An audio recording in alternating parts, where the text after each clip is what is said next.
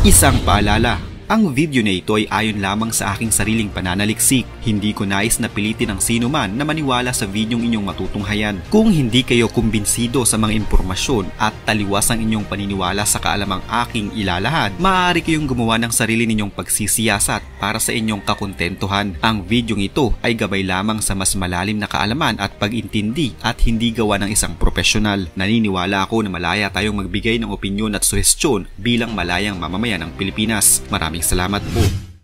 Makikitang nakakurdo ng isang bahay na ito sa Santa Maria, Bulacan matapos ang insidente ng sunog noong nakarang Huwebes lamang. Ayon sa kwento ng mga kapitbahay, nakita pa nilang lumabas ng bahay ang 28 anyos na nanay bago ang pangyayari. Ayon pa sa kanila, may dalawang tao umano ang nagsisisigaw na may nagaganap na sunog. Ang sunog ay nasa loob mismo ng bahay na nakakandado at noong mas lalo pang lumaki ang apoy, nagtulong-tulong na ang mga magkakapitbahay para gibay ng gate ng bahay. Noong mga panahon na yun ay wala sa loob ng bahay ang padre de pamilya dahil pumasok ito sa trabaho sa Batangas. Ayon sa isa sa mga rumisponde, una nilang nakita ang katawan ng isang sunog at wala ng buhay na isang taong gulang na batang lalaki sa higaan, habang natagpuan naman sa loob ng banyo ang dalawa pa nitong kapatid na lalaki, isang 3 taon at isang 6 na taong gulang. Ayon sa isang mga rumisponde, ang isa umano sa mga bata ay narinig pa nilang umiiyak noong kanila itong datnan at nararamdaman pa nilang humihinga pa umano ito.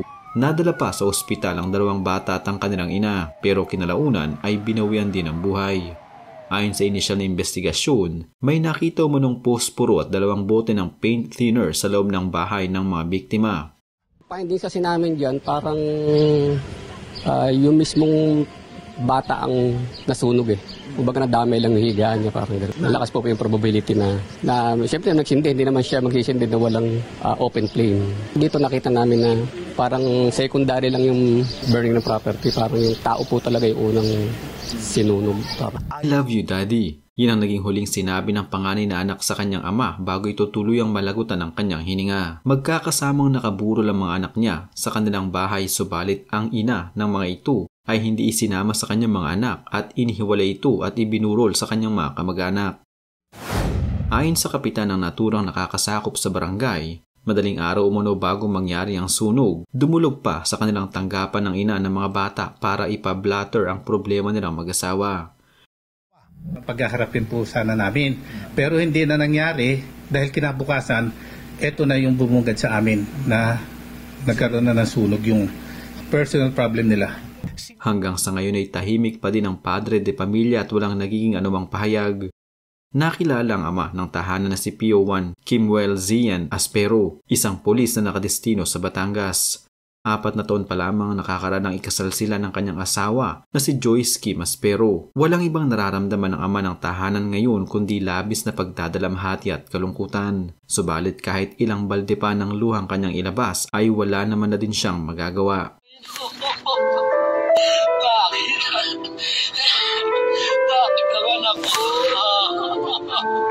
Bakit sila ba, Panginoon? Pwede naman ako. Bakit sila ba, Panginoon?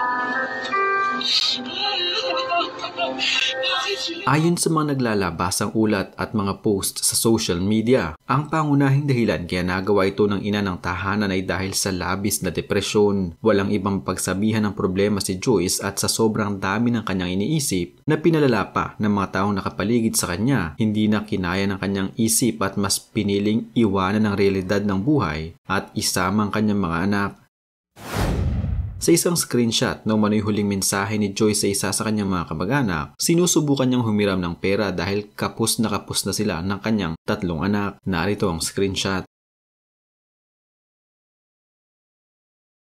Lumabas din sa mga social media na ang padre de pamilya ay may ibang babae na kinakatagpo. Isa din ito marahil sa nagpapalala ng mga alalahanin ni Joyce kaya hindi na din ito kinaya ang bigat ng kanyang nararamdaman.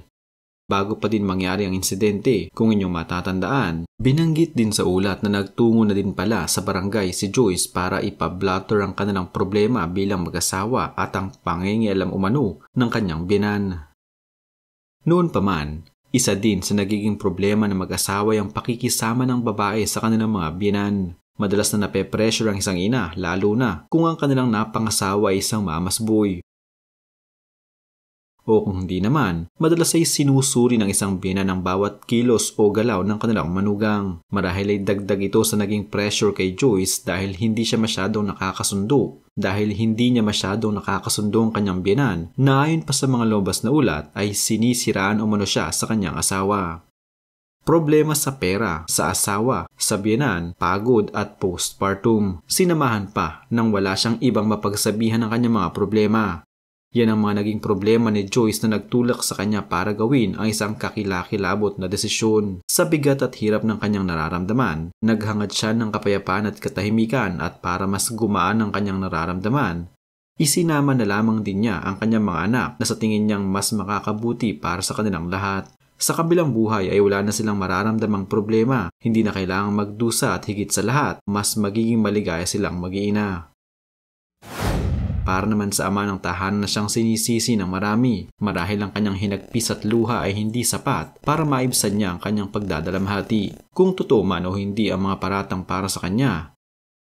Gaya ng kanyang hinaing sa isang video, tanging Diyos na lamang ang bahalang manghusga sa kanya dahil tanging Diyos lamang ang totoong nakakalam ng lahat. Hindi ko sinasabi na ang pambababae mabuting gawain na dapat tularan, pero sana kung mambababae ka, kahit pa isang daan yan, ang responsibilidad mo bilang asawa at ama ng iyong mga anak ang pinaka-priority mo pa din. Hindi ko sinasabing totoo ang nagiging paratang kay Kim. Ito isang paalala lamang. Para naman sa mga biyenan, kung hindi nyo pa kayang pakawalan ng inyong mga anak at patuloy na magiging judge sa kanilang magiging asawa, huwag nyo muna silang hayaang mag-asawa dahil kadalasan, kayo din ang nagiging simula ng away ng mag-asawa. Ito'y ayon lamang sa aking opinyon. Sa likod ng mga ngiti, tagumpay at kasayahan ng marami, may ilan sa atin na tahimik na nakikibaka sa isang bagay na hindi madaling makita. Ang depresyon, isang salitang madalas nababanggit ngunit bihirang lubos na nauunawaan. Hindi ito simpleng lungkot, hindi ito drama o arte gaya ng iniisip ng ilan. Ang depresyon ay isang seryosong sakit sa pag-iisip na may kakayahang sirain ang kalidad ng buhay ng isang tao. Ang depresyon ay isang uri ng mental health disorder na mas malalim kaysa sa karaniwang kalungkutan. Sa isang taong may depresyon, ang kalungkutan ay tila ba walang hanggan. Nawawala ng gana sa mga bagay na dati nagbibigay saya. Nawawala ng sigla sa pagbangon araw-araw. Nawawala ang pag-asa at sa ilang pagkakataon, pati na rin ang kagustuhang mabuhay. Hindi rin ito basta-basta nalulunasan sa pamamagitan ng pag-iisip ng positibo o simpleng pagpapasaya sa sarili.